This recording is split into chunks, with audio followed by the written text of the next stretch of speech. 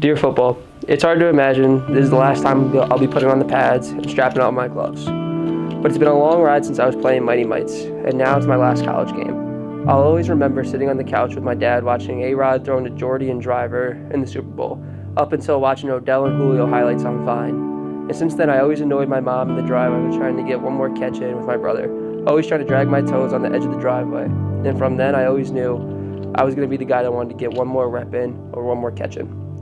Growing up, I was always the smallest and shortest kid, and definitely not the most gifted athlete. And being me, I took that as a challenge. Football was my way to compete, and I had always heard the phrase, hard work beats talent when talent doesn't work hard. So hearing that, football taught me the discipline to work hard. Working hard took me from a kid that was on an undefeated youth team that only played the required 6 snaps and getting cut my freshman year in high school to the leading receiver my senior year in high school and the only football player from my senior team to make it to college football. It wasn't always easy, from driving to Jersey for private workouts, constantly living and breathing in the weight room, running routes in the snow, dead heat, or early in the morning before school.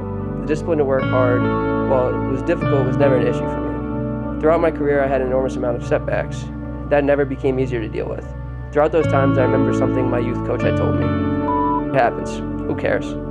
For me, well, it's so simple that stuck with me years and years and years down the line. It helped me remember who I was and to double down and just keep working harder, so that's what I did. While my career at AU didn't go exactly the way I intended, I didn't break every record. It was something I am proud of and would never take back. Here at Alfred, I learned so much more about my football, found out how hard I could push myself, and a great time with the guys as well as football here helped me get my degree. Some of my favorite memories will be things like my first catch versus Utica, when the other receivers dressed up as me for Halloween, going to Ottawa with the team, going down to Coach Bailey's office to show him the new play I thought of in class, and then the 7-on-7s during the spring, playing cards with the guys and watching some football, or even when we got to watch the draft after a spring ball practice. And of course, Pucci the defense. My 4 years here and the last 15-some years playing were something I'll remember the rest of my life.